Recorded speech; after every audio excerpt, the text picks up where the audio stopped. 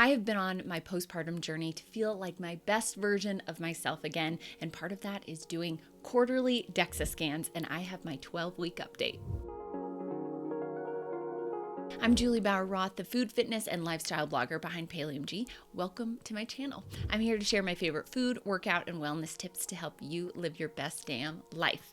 And today we are talking dexascan update. So if you haven't watched my first dexascan video, I'm going to link that in the description below. So make sure you watch that because I go way more in depth into the dexascan, what all the different information means, whether it's your fat distribution or your relative skeletal muscle. There's all kinds of different things that your dexascan is going to give you, not only fat mass, lean mass, bone density, all kinds of stuff. So make sure you go watch that first so you really know all the different things behind the dexascan. Now, I'm going to give you my 12-week update. So I did my first Dexa scan at 5 weeks postpartum, and then my second one was about 16 weeks postpartum. So a little bit of wiggle range in that 12-week update. But I wanted to get it done when I could, and I want to share those results with you now. So on that first page, my body fat percentage went from 31% to 25.8% in those 12 weeks. So on that second page, you're going to see the android and gynoid, which is your waist to hip ratio. So for my android, which is the waist, I went from 26.6% to 15%. So that shows that I really lose fat the quickest in my android. That number went down drastically. And obviously we have a baby that was built there. We put on extra fat to carry that baby. And then for me, I always lose weight in my waist first and foremost. Gynoid is a little bit smaller. I was at 38.5 at 5 weeks, and then I went down to 32%. Then I found this really cool. So my bone density was great beforehand when I first did my 5-week postpartum. So on my bone density, my T-score went from 3.0 to 3.1, and then my Z-score went from 2.3 to 3.1. So we've just increased in bone density. We've improved in bone density. And I don't know much about bone density, but I do know that is an improvement, and that is a big deal, especially as you're getting older. Women really need to pay attention to their bone density. And what I find so cool about that is that simply increased because of the weightlifting I was doing. I can see the data right there from lifting alone. Then my relative skeletal muscle increased as well. And this is really important. So we want strong bones, but something has to be protecting those bones, especially as we get older and bodies change and we fall and all kinds of different things. So if you want to protect your bones from breaking, especially from tiny little falls, you want to make sure you have muscle around that bone to protect it. So this relative skeletal muscle is really important, and mine went from a 6.6 to a 7.19. So we're increasing in that muscle. Now let's talk about some of the different masses. So my total mass went from 146 to 143. My fat mass went from 43.3 to 35. So I've lost 8 pounds of fat, about 3 pounds per month.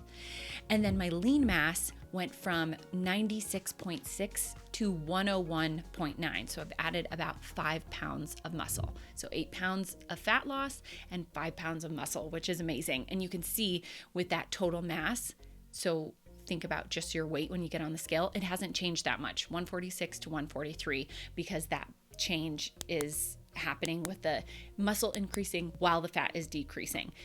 This is why these numbers are so important instead of just getting on a scale and not really knowing what any of this means. Wanting to know your muscle is increasing while your fat is going down, even if that scale doesn't change very much, that's a huge change in your physique and what you're experiencing in your body. Scale tells you this much. Now for my lean mass balance, my arms improved. My legs stayed about the same, but put on some muscle. And then my trunk showed the biggest difference, which makes sense because that's where the baby went. That's where I was holding little Avery. So it went from negative 3.2 to negative 2.7. So this number we want close to 0. So we're moving in the right direction, and all those other numbers are a little closer to 0. But this number, we want to get a little bit closer. And we're moving in that direction. And then fat distribution. So small change in the arms, negative 1.5. Larger change in the legs, we got negative 4.3. And the biggest change was in my waist and trunk, which I said before, that's where I always lose weight the quickest. And it was at a negative 6.9. And then Android was at negative 11.1. So big change there. That is the breakdown of what I've seen change-wise in the past 12 weeks. So let's talk about what all of this means. So this is a good indicator that my caloric intake is where it needs to be.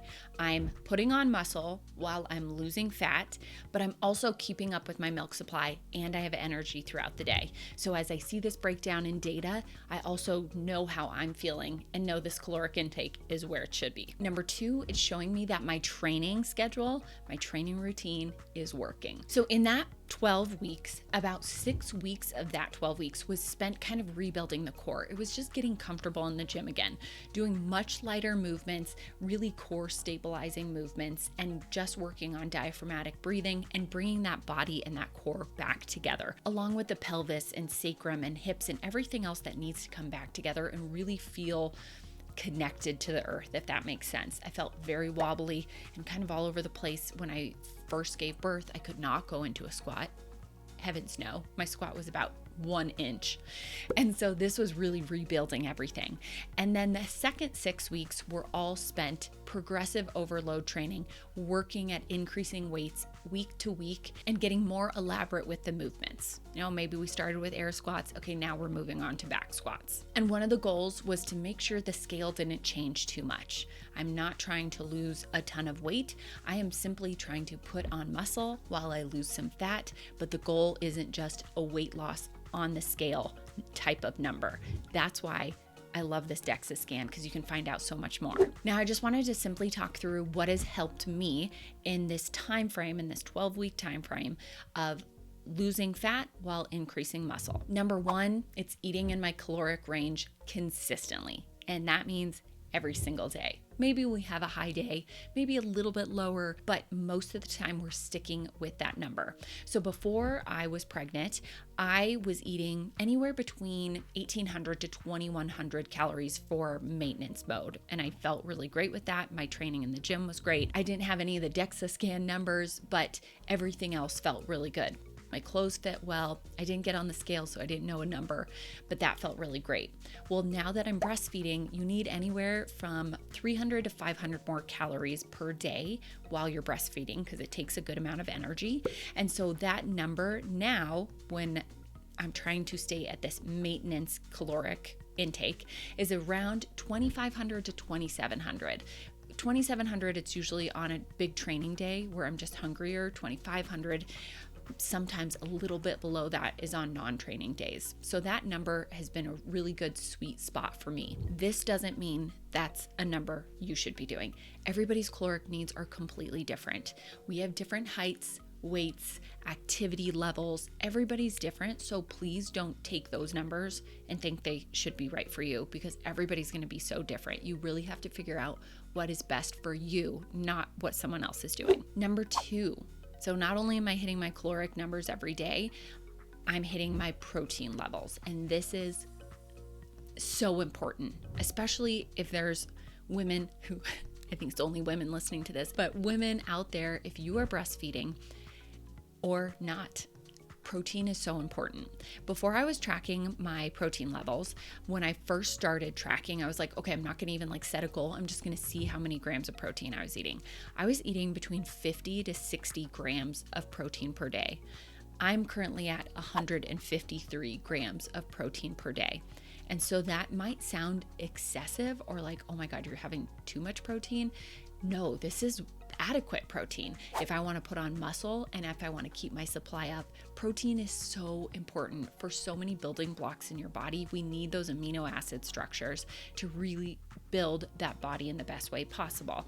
So I have to make sure I hit those numbers every single day. And sometimes it's very hard. So what I do is pre-log that information in MyFitnessPal And then I can see the breakdown of what my caloric intake will be throughout that day and the protein levels. And then I can swap things around to make sure I hit both of those. So it can be a little bit tedious, but it is so worth it if you have goals. Number 3, I am drinking over 130 ounces of water every single day. That is so important for milk supply, but water is so important for so many different reasons. With that water, I do 2 electrolyte packets per day in the morning and night. Not saying this is right for you. I'm breastfeeding, so I have a little bit more needs, and I even need to drink a little bit more than 130 ounces based on my blood work, but I'm making sure I stay consistent with my water. And number 4, not to be forgotten, lifting consistently. I have not missed a training day in the past 12 weeks. I've stuck with that training regimen. It's really picked up in the last 6 weeks, as I said before, but I train 4 days a week, and it is progressive overload training, and it is doing the same movements over and over week to week, increasing those weights. So it may seem very boring to some if you like more of the circuit training or HIIT style training. This is simply lifting and trying to lift heavier and heavier every single time. So it's all about progressive overload. I leave the gym barely sweating, but I'm pushing myself. I'm rebuilding that muscle that was lost during the postpartum period and pregnancy as well. And I'm seeing a difference from it. So it might not be the most exciting training, but it is training that works. Anywho, I hope you found this interesting, maybe helpful if you're looking into doing a DEXA scan yourself. Can't recommend it enough. Some people need a referral from a doctor. Other places do DEXA scans without referrals because they're not giving recommendations about bone density and anything you need to do. They're simply giving you the information and talking through it, but they're not giving recommendations like a doctor would or a doctor referral specific place would, if that makes sense. I can't wait to do another DEXA scan in another 12 weeks, and I'll just continue to do these DEXA scans every 12 weeks, and I'm going to continue to take pictures throughout because I love seeing the changes, and I'm really proud of the work that I've put into it, and to get to see those changes throughout internally and externally is so freaking cool. It's so inspiring, and I want to inspire myself, right? Shouldn't we all inspire ourselves? But I hope you found this helpful, and I cannot wait to share even more in the future. But if you've done a DEXA scan, or you've seen an improvement, or maybe you saw a change that you didn't like, I want to hear your experience with that, because I've only had 2 DEXA scans, so I haven't had much of a experience of those numbers going up, down, all over the place, because I'm in this postpartum, or they're just gonna go down for a bit. But I want to hear your story if you're willing to share it. So leave that in the comment section below. Thank you so much for joining me. I have a few more videos I think you're gonna like, so stay tuned for those, and I'll chat with you soon.